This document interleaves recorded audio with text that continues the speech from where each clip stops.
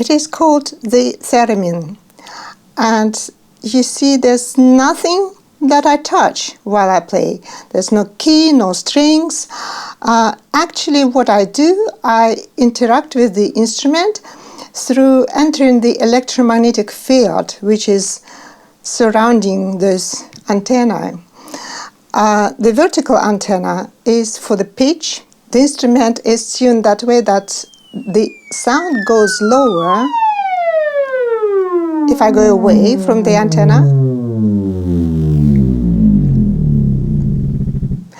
And close to the antenna, the pitch is high.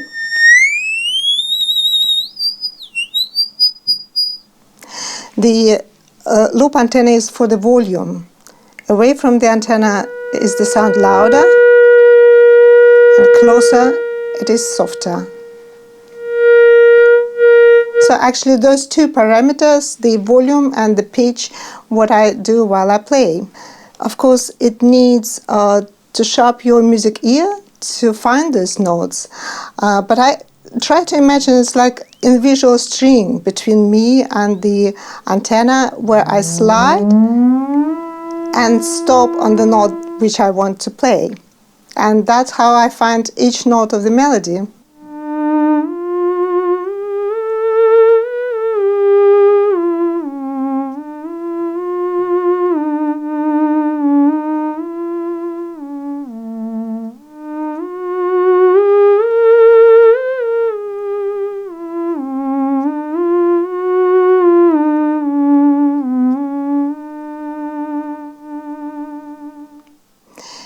So the instrument looks very unusual. It is actually an old electronic instrument. It was the first electronic musical instrument which was produced and for which the music was written. It was invented by a Russian physicist, Lev Theremin, and from his name in Russian we call it Theremin Vox, like voice of Theremin.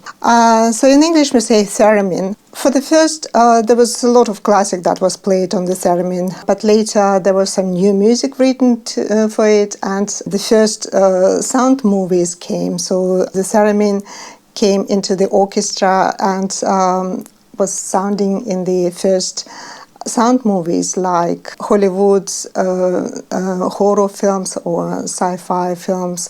For example, Hitchcock used the theremin in his movie Spellbound.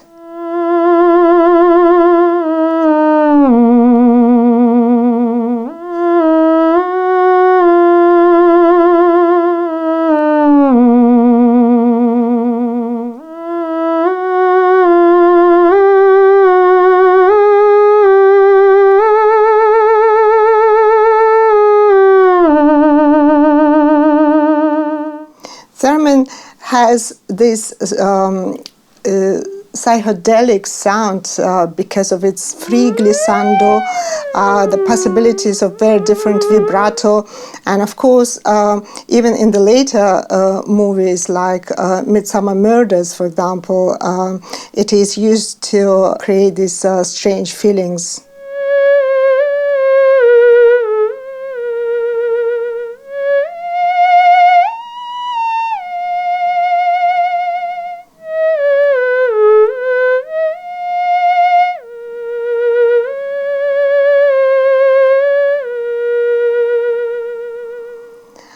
And if people come and cannot play the theremin, they just do some sounds like this, and they can create strange effects. For example, pop groups, they love doing something like this, you know, like Led Zeppelin or Beach Boys. So they feel free with this new way of creating sounds. But of course, it is very interesting to open what the theremin can do for classical music, for academical stuff. And I'm really glad that there are composers who write for the theremin. And you see, what the theremin can do, what other instruments cannot. It has got such a huge range, 7 to 8 octaves. And this is everything just in front of you. You can do it so quick. or so slow, or with different vibrato, or with different dynamic, with different articulation. You would probably ask how I use my fingers to play more quick, let's say. Here's a special technique. It was developed by the best theremin virtuoso of the older time, Clara Rockmore. We use all positions from closed position to the open position. And actually, so between the closed and opened, we can reach one octave without moving the whole arm. So we can play the scale, for example, or even the melody within that small range.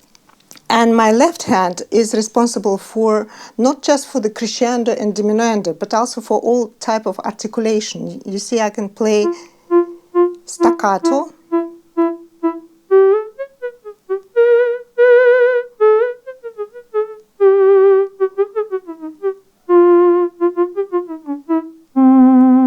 I was happy to be taught by the Leon Theremin, the inventor himself, and I learned a lot of classic from him.